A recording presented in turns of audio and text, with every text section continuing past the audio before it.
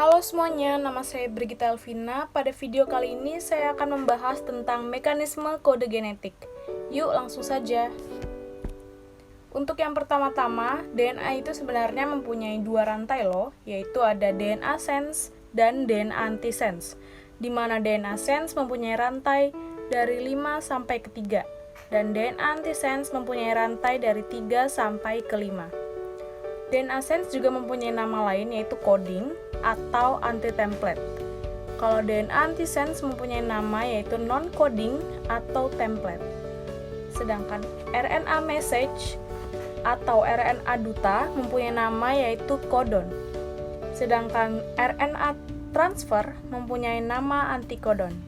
Bisa dilihat di gambar yaitu ada di mana ada RNA sense yang bergerak dari 5 sampai ke 3 yang berwarna merah dan DNA antisense yang berwarna biru bergerak dari 3 sampai ke 5. Untuk yang selanjutnya, kita akan membahas tentang sintesis protein. Sintesis protein pada umumnya dibagi menjadi dua, yaitu transkripsi dan translasi. Untuk yang pertama, kita akan membahas transkripsi. Transkripsi sendiri mempunyai 3 tahap pokok, yaitu inisiasi, elongasi, dan terminasi. Di inisiasi, DNA akan menempel pada transkripsi untuk memulai. Lalu dia akan mengikat dirinya ke kumpulan protein-protein yang sudah ada dan membentuk kelompok inisiasi transkripsi. Kalau sudah, nanti dia akan membuka untayan rantai gandanya. Lalu di elongasi, RNA akan melepaskan untayan nukleotida dan akan membentuk pasangan basa adenin atau A dan urasil atau U. Lalu di terminasi, ada DNA akan menyatu kembali dan RNA, si RNA polimers dan mRNA yang udah terbentuk nih akan melepaskan dirinya dari si DNA.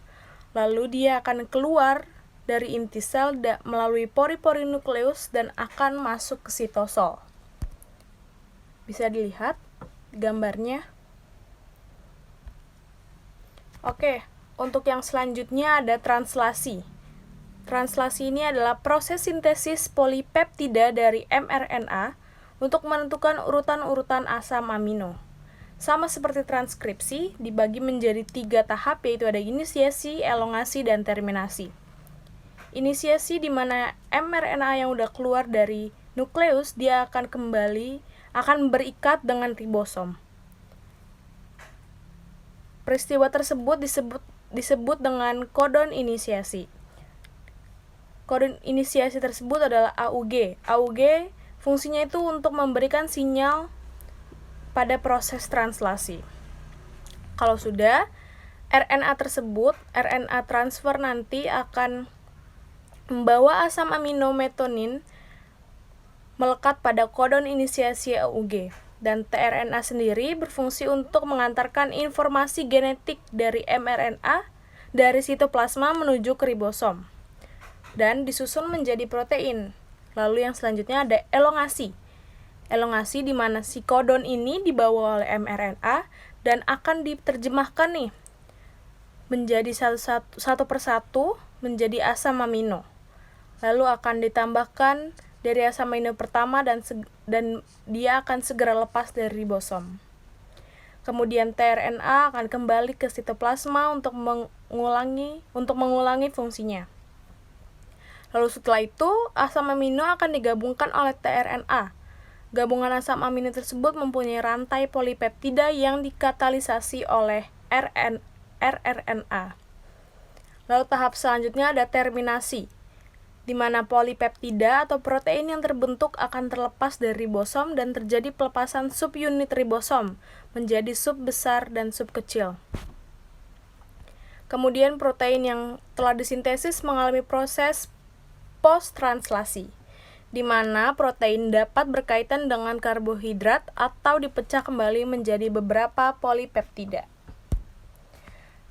Untuk contoh soal coding, saya mempunyai contoh soal kebetulan saya mendapat sense atau anti-template. sense atau template yang saya dapat yaitu ada CCT, TAC, GAC, TTA, dan CAG. Lalu saya akan ubah nih menjadi antisense, di mana antisense mempunyai rumus yaitu A menjadi T, T menjadi A, G menjadi C, C menjadi G. Lalu setelah saya ubah, saya mendapat GGA, ATG, CTG, AAT, dan GTC. Kalau sudah, saya akan mengubahnya ke kodon. Dari antisense ke kodon. Kodon sendiri mempunyai rumus yaitu A menjadi U, T menjadi A, G menjadi C, C menjadi G. Dan didapatlah CCU, UAC, GAC, UUA, dan CAG.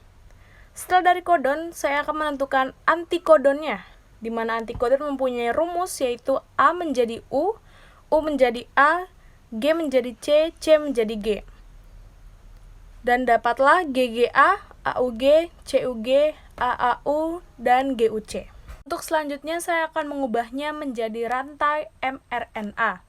Bisa kita lihat pada rantai mRNA yang terdapat CCU, UAC, GAC, UUA, dan CAG. Rantai mRNA dapat kita lihat dari rantai genetik kodon, di mana pada rantai mRNA tersebut tidak terdapat kodon start maupun kodon stop. Karena tidak ada AUG-nya, UAG, UAA, maupun UGA.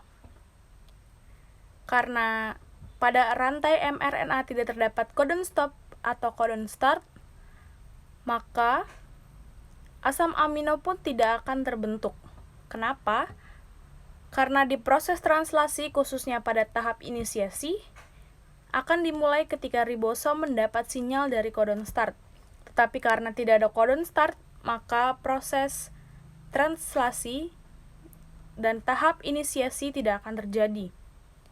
Karena proses translasi dan tahap inisiasi tidak terjadi, maka sintesis protein pun tidak akan terjadi. Cukup sekian video dari saya. Terima kasih telah menonton.